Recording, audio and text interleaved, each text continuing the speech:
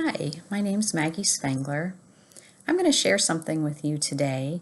I've been an early childhood educator for over 30 years, and so I have a tendency to use children's stories and children's books to illustrate some of my thoughts and feelings. And today I'm going to share with everybody a special story from a book called Frog and Toad Are Friends. This was one of the first books that I read as a small child and really loved the characters of Frog and Toad. So much so that frogs became my favorite animals and still are. And I decided that I was Frog and my dad was Toad. And for a period of time, I referred to us in that way. So there are lots of stories in Frog and Toad Are Friends. I'm going to read you the very first story, and it is called Spring. So it's very appropriate for our time right now. And there is Frog. Frog ran up the path to Toad's house. He knocked on the front door. There was no answer. "Toad! Toad!" shouted Frog. "Wake up! It is spring!" "Blah!" said a voice from inside the house. "Toad! Toad!" cried Frog. "The sun is shining! The snow is melting! Wake up!" "I am not here," said the voice. Frog walked into the house. It was dark. All the shutters were closed. "Toad, where are you?" called Frog. "Go away," said the voice from a corner of the room. Toad was lying in bed. He had pulled all the covers over his head. Frog pushed Toad out of bed. He pushed him out of the house and onto the front porch. Toad blinked in the bright light. "Help!" said Toad. "I can't see anything." "Don't be silly," said Frog. "What you see is the clear, warm light of April, and it means that we can begin a whole new year together, Toad. Think of it," said Frog. "We will skip through the meadows and run through the woods and swim in the river. In the evenings, we will sit right here on this front porch and count the stars." "You can count them, Frog," said Toad. "I will be too tired. I'm going back to bed."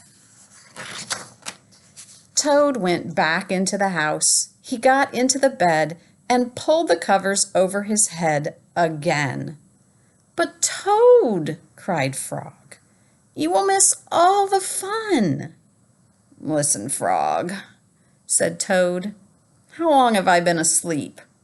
"You have been asleep since November," said Frog. "Well then," said Toad, "a little more sleep will not hurt me. Come back again and wake me up at about 1/2 May. Good night, Frog." "But Toad," said Frog, "I will be lonely until then." Toad did not answer. He had fallen asleep. Frog looked at Toad's calendar. The November page was still on top. Frog tore off the November page. He tore off the December page and the January page, the February page and the March page. He came to the April page. Frog tore off the April page too.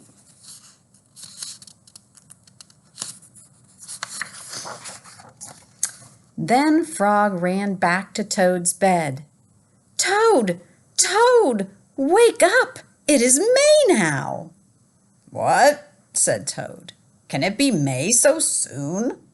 "Yes," said Frog. "Look at the calendar." Toad looked at the calendar. The May page was on top.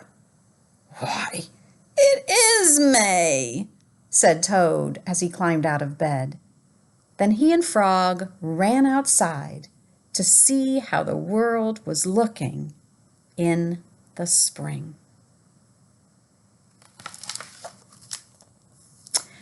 I shared this story because I'd been thinking about all of us being somewhat restricted in our movements and in the kinds of things that we can do. But also remembering that God is God and God is good all the time.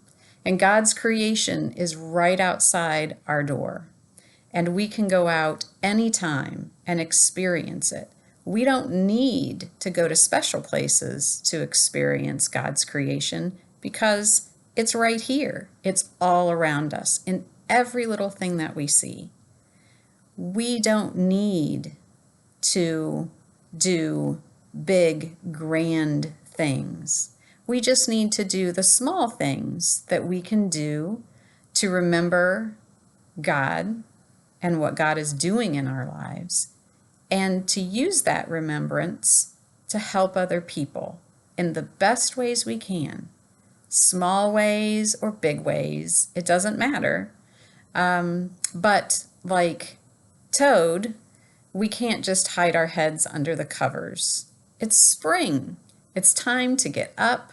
It's time to experience God's world, even when we're restricted, even when we're frightened, even when we have anxiety.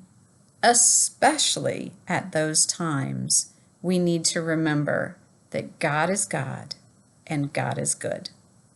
Have a great, great day. Bye-bye.